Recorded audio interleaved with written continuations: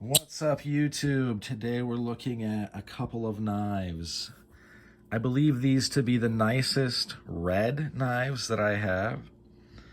They are indeed some of the best that GEC has to offer,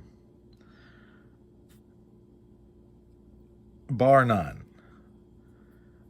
It just is what it is. Like, I always say this, I'm going to say it again, I'm going to keep quoting Nothing Fancy, a man who does not know that I exist, which is fine, he's busy, but you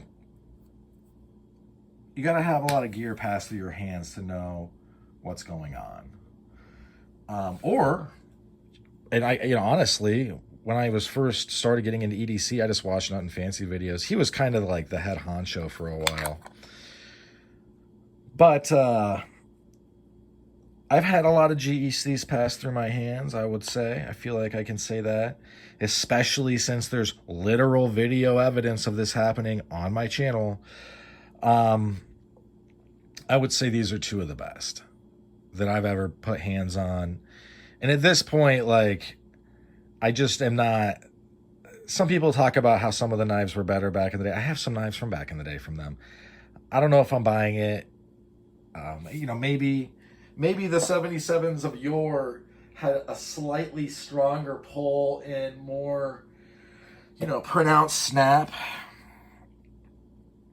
But I know that this one has just enough snap where this is a totally adequate snap. This is also pinchable, which is great, which is better than great. It's amazing. This is the second time me filming this. The last time I talked a lot about flippers and like how it's affecting things kind of, and how maybe you should or should not do it. I'm not going to do that this time. I don't care what you do. Once you have the knife, do whatever you want with it. I will say this, this is a silly anecdote, but this is how it kind of creates a feedback loop.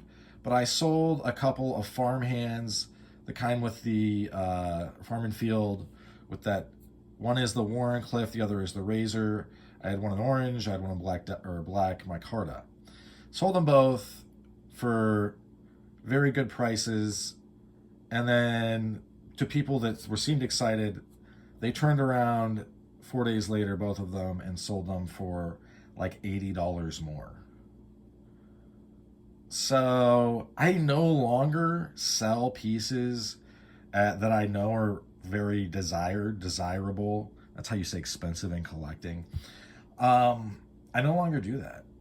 And I don't think it's a good or a bad thing necessarily. I don't think that it's something that I'm going to lose sleep over or anything like that. But when you get into like the groups or whatever, because a lot of new people get frustrated, like, why can't I snag one of the good ones? Why can't I get one? Which is usually a BS thing to say, because there's always some on sale that people, up for sale. Selection might not be big, but you can buy them from dealers. Why don't people want to hook me up? It's because of instances like I just said. And there just comes a point when it's like, you know what? This is just... I don't really need the money that bad type of thing. Like, I could just hold on to this. I have other GECs I could sell, and maybe they're less desirable, but I really like these two pieces. They're going to be around for a while, I hope. Maybe I'll totally change my mind and they'll both go out the door tomorrow, but I kind of doubt it. I would not sell either of these for under $250. And I know some people would be like, oh, that's too much. Don't buy it. Don't buy it. That would be my advice to you. And continue to not buy things that are very limited in quantity and will never be made again. Continue that. And I'm sure your days of collecting will really be rewarding with how you just simply refuse to buy what you want. Right? I'm not saying that you should overextend yourself financially and do something silly, but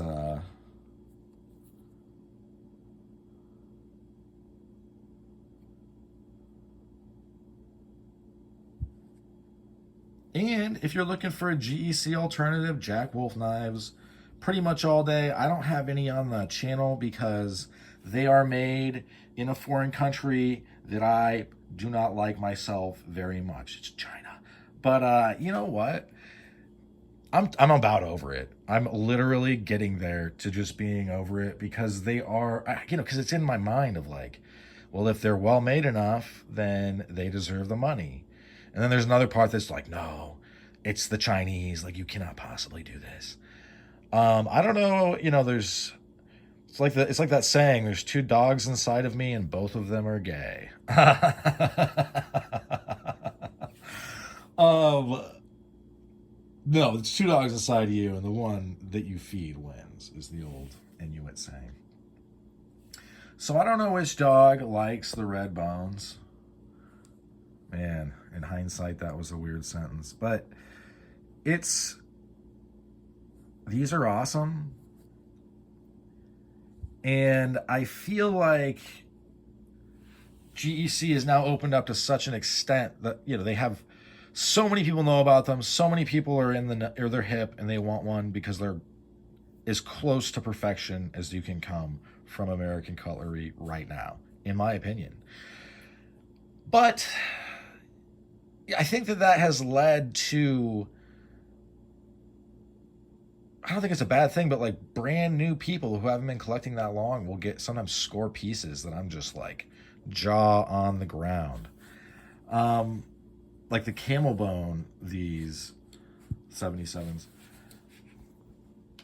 So yeah, look, I'm not telling you what to do with your knives. Flip them, don't flip them, throw them in the garbage, don't throw them in the garbage. But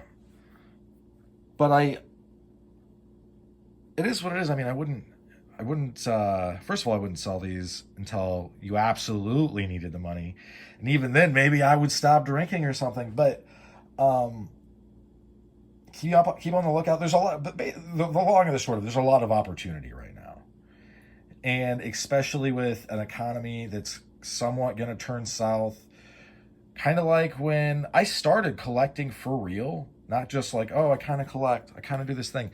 I kind of got my head in the game as a collector as soon as COVID hit and people were selling knives that they'd been saving because they needed the money. And that might sound unscrupulous, but it's not, because without that buyer there, the seller has been saving this for no money, and they can't actualize the actual, profit that they have saved, that they want.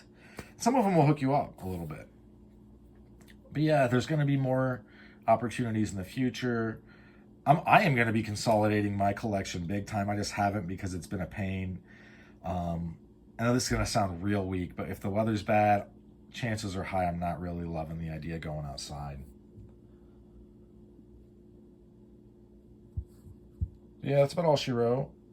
I just wanted to get these on the channel together. We're going to do more videos with these guys and others, so stay tuned. That's all she wrote.